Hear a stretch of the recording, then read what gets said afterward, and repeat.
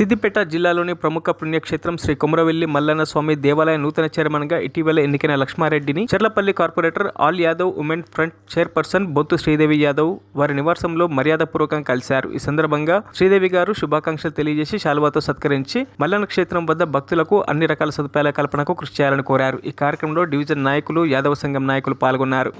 ఎన్నుకున్నందుకు రేవంత్ అన్న, కొండ సురేఖ మేనేజ్మెంట్ గారికి ధన్యవాదాలు తెలుపుతూ, దానికి సహకరించినటువంటి, నన్ను ప్రతిపాదించినటువంటి మా స్థానిక ఎమ్మెల్యే, మా ఇన్ఛార్జ్ కొమ్మూరి ప్రతాపన్న వారికి ధన్యవాదాలు తెలుపుతూ, ఈ సందర్భంగా హైదరాబాద్ మాజీ కార్పొరేటర్ గారి సతీమణి, ప్రస్తుత మా చెర్లపల్లి కార్పొరేటర్ శ్రీదేవక్క నన్ను కలిసి సన్మానం చేసినందుకు వారికి ప్రత్యేక ధన్యవాదాలు తెలుపుతూ, కొమరవెల్లి మల్లన్న అభివృద్ధి కొరకు యాదవ సోదరులు అందరినీ నేను గతంలో విన్నవించుకోవడం జరిగింది.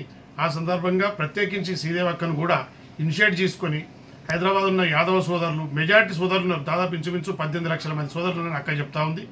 మీ అందరి సహకారంతో తప్పకుండా కొమరవెల్లి మల్లన్నను అభివృద్ధి చేస్తారని ఆశిస్తూ ప్రత్యేకంగా శ్రీదేవక్కను నేను వేడుకుంటున్నాను. ఇలాగే యాదవ సోదరులందరికీ కొమరవెల్లి మల్లన్న ఆశీస్సులు దండిగా వాళ్ళకు ఇచ్చి కొమరవెల్లి అభివృద్ధికి సహకరించినందుగా ప్రతి ఒక్కరిని నేను కోరుతాను.